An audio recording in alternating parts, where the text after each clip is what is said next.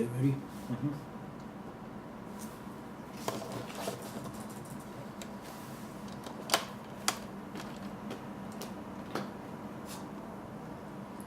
I long to hear that you have declared an independency, and by the way, in the new code of laws, which I suppose it will be necessary for you to make, I desire you would remember the ladies and be more generous and favorable to them than your ancestors.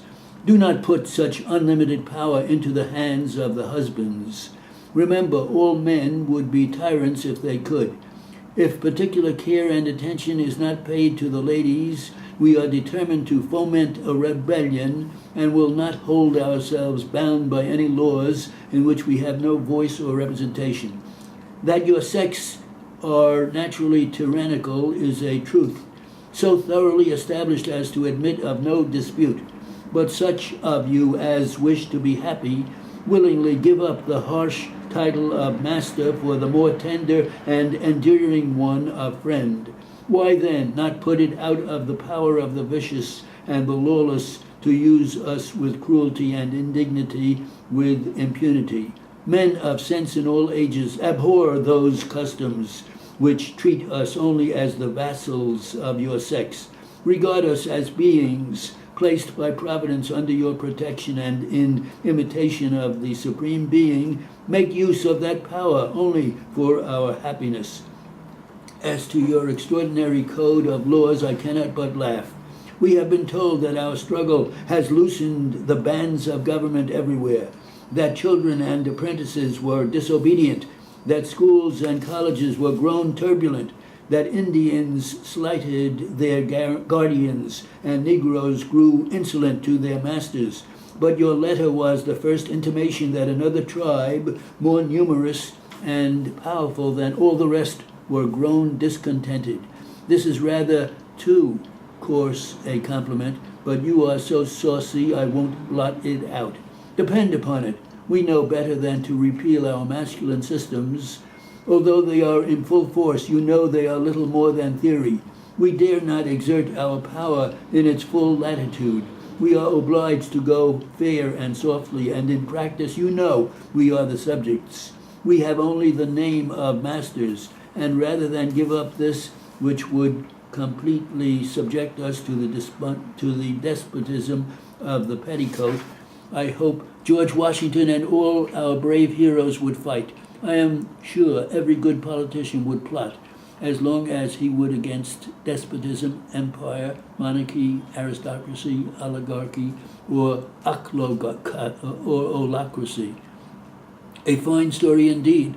I begin to think the ministry as deep as they are wicked. After stirring up Tories, land jobbers, trimmers, bigots, Canadians, Indians, Negroes, Hanoverians, Hessians, Russians, Irish Roman Catholics, Scotch renegados, at last they have stimulated the ladies to demand new privileges and threaten to rebel. I wish I could be acquainted with the feelings and thoughts which must agitate the heart and present themselves to the mind of an enlightened Englishman when he first lands on this continent. He must greatly rejoice that he lived at a time to see this fair country discovered and settled. He must necessarily feel a share of national pride when he views the chain of settlements which embellishes these extended shores. When he says to himself, "This is the work of my countrymen who, when convulsed by factions, afflicted by a variety of miseries and wants, restless and impatient, took refuge here. They brought along with them their national genius, to which they principally owe what liberty they enjoy and what substance they possess. Here he sees the industry of his native country displayed in a new manner, and traces in their works the embryos of all the arts, the sciences, and ingenuity which flourish in Europe. Here he beholds fair cities, substantial villages, extensive fields, an immense country filled with decent houses, good roads, orchards, meadows, and bridges, where 100 years ago all was wild, woody, and uncultivated.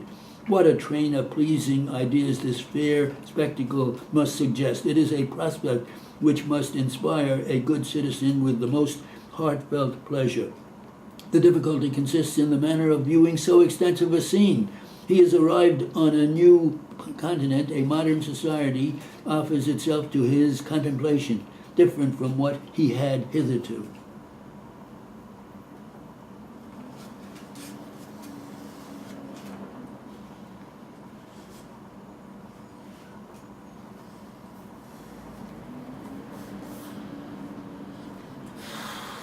How's that? Pretty tough.